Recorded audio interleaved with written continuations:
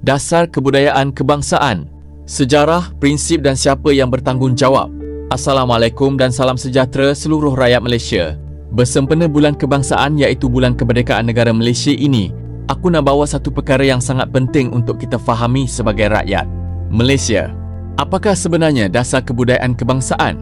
Dan lebih penting, siapa yang bertanggungjawab terhadap dasar kebudayaan negara kita hari ini? Mari kita lihat sejarahnya.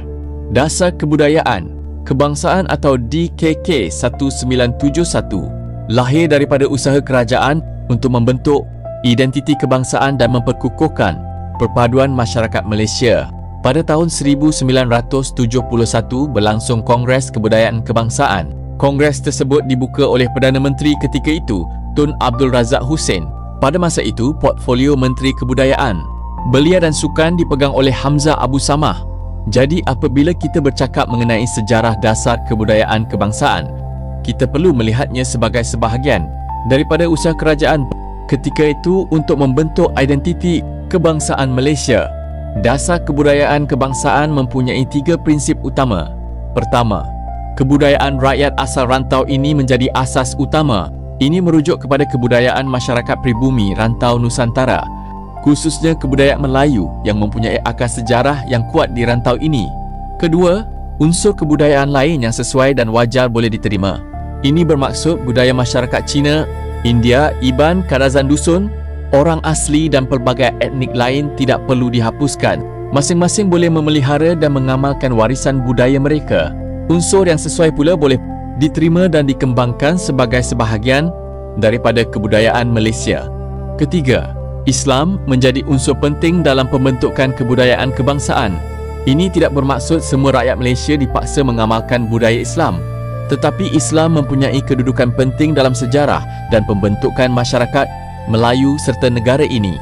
Sebab itu, ia menjadi salah satu unsur penting dalam pembentukan kebudayaan kebangsaan. Jadi, apakah matlamat dasar kebudayaan kebangsaan? Membentuk identiti kebangsaan, memupuk perpaduan rakyat, memelihara dan mengembangkan kebudayaan, dan membentuk masyarakat yang mempunyai jati diri sebagai rakyat Malaysia. Kita boleh lihat kepelbagaian itu dalam kehidupan kita. Masyarakat Cina merayakan Tahun Baharu Cina, masyarakat India merayakan Deepavali, masyarakat Iban merayakan Gawai, masyarakat Kadazan Dusun merayakan Keamatan, masyarakat Melayu merayakan Hari Raya Aidilfitri. Itulah kepelbagaian budaya Malaysia. Tetapi dalam kepelbagaian itu, kita mempunyai perkara yang menyatukan kita.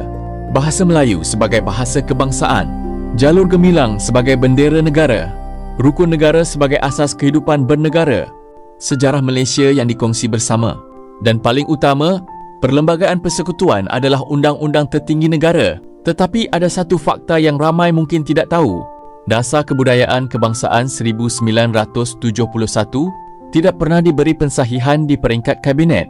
Menurut Jabatan Kebudayaan dan Kesenian Negara, dasar kebudayaan kebangsaan dilaksanakan secara pentadbiran selama kira-kira 50 tahun. Kemudian kerajaan menggubal dasar kebudayaan negara atau DAKN tahun 2021 sebagai kesinambungan kepada dasar kebudayaan kebangsaan.